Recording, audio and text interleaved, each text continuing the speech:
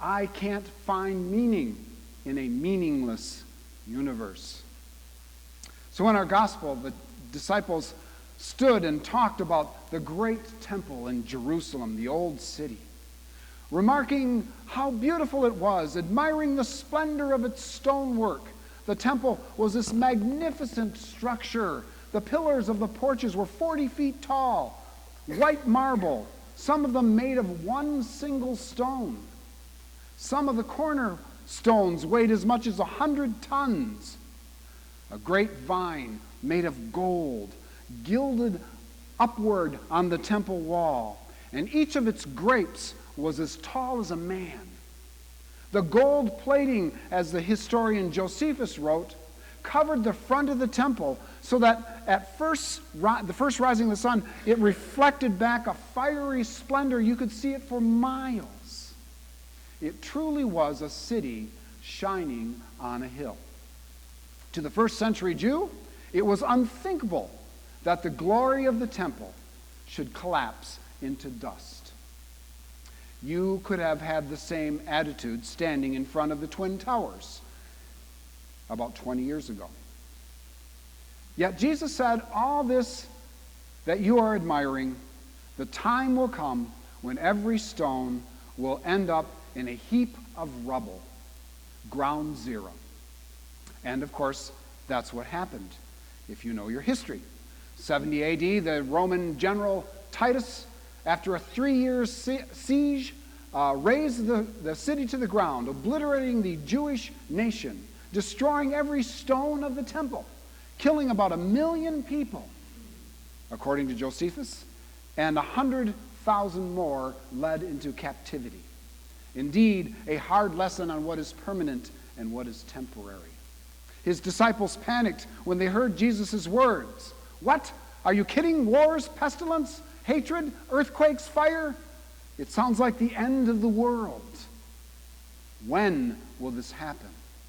And some are still asking, when? And the thing is, these events that Jesus warns them and us about, well, they've happened every century since he first spoke them, including today. So what is it all about? Well, I want to give you 2 scenarios. The first scenario was when I was about 19. And I went to a revival at this church, don't remember what it was, and I heard this evangelist, big hair, white shirt, thick glasses, black glasses, I remember. He had a plastic pencil holder in his shirt pocket. He stood in front of this 6-foot tall by 20-foot long sheet. I mean, it was like a cloth poster. And he had colored in all these pictures filled with his interpretation of the end times predictions. It was the book of Revelation, chapter by chapter, depicting flying black horses and demons with pitchforks and martyrs and popes and antichrists and lions and dragons and bears. Oh my! And of course, the very flames of hell for the bad. But for the good, obviously the group to which this guy belonged, for the good was the rapture. And if this guy was still around, he'd probably add the TV shows The Bachelor and Jersey Shores. Obviously, those are signs of the end times. And I left that night at that church. I left, and I was thinking, this sounds like a sequel, like movie number 2, a sequel to the gospel, like Terminator 2, when Jesus comes back, but he's no longer the pacifist preacher from Palestine. He's armed and he's ready. And he's going to clean up this one-horse terra firma and kick some heathen hind ends. By Universal Pictures, starring Arnold Schwarzenegger. Rated R. Wars, earthquakes, famines, fear. Jesus and the prophet of hope, Isaiah, which we just heard, didn't talk about a God who wants to burn the place down. God is about renewing and rebuilding and planting and creating. When Jesus talked about the end, it wasn't so you and I could stockpile a bunch of canned food and live in a bunker in fear. There are really 4 underlying themes regarding the end times. I'm just going to mention them.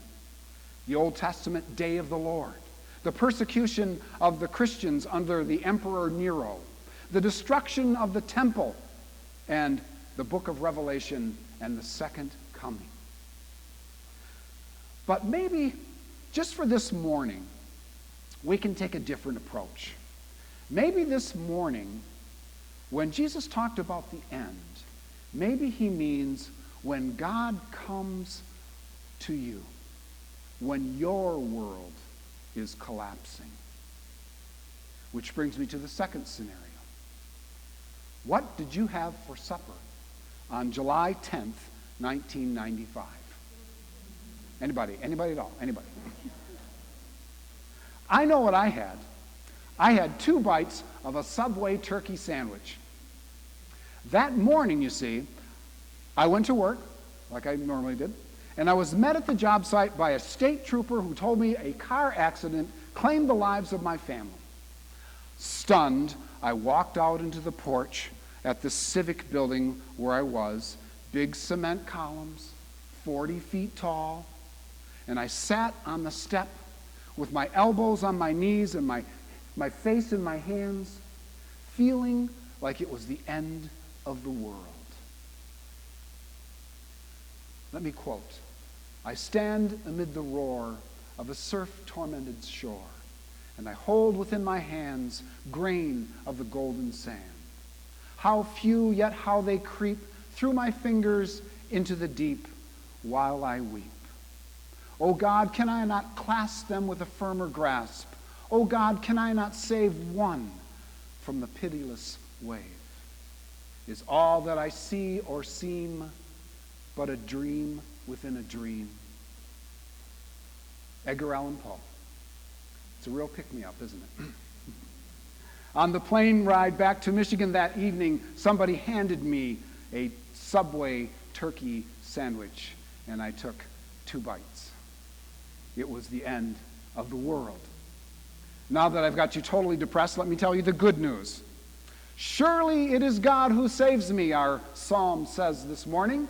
God, whose heart was also breaking with mine, worked through the tears and the silence and the places and the prayers and the nature and the dreams and music and spirit and people. I met people. I met somebody who introduced me to somebody else, who knew somebody who guided me to somebody else, who helped me through the years. And now I am where God wants me to be, with those I love. And I cannot imagine how else I could be happy. Well, that's just one story. And this is what Isaiah is the reading from Isaiah is saying. I will come to you, God says. I will create something new. And one day there will be no more distress or weeping or sadness, where the young do not die young, and old age will be no more. Christ took my painful ending and brought me to a new hope, a new beginning, a new life, a new dream, a second coming. And perhaps when Jesus spoke about the end, about chaos and collapse, maybe it's because ordinary people like me and like you, through the centuries, have had times when our world has fallen apart. Maybe you've been burned or betrayed or hurt or shook or beaten up or surprised by a dreadful thing. A sick child, a marriage ends, you lose a job, someone you love dies, and it sounds like the Jerusalem temple is about to crumble. Jesus reminds us, through the mystery of his life, his dying, and his rising to new life, and his presence with us, we will see a new beginning coming out of the ashes of every painful ending. Amen.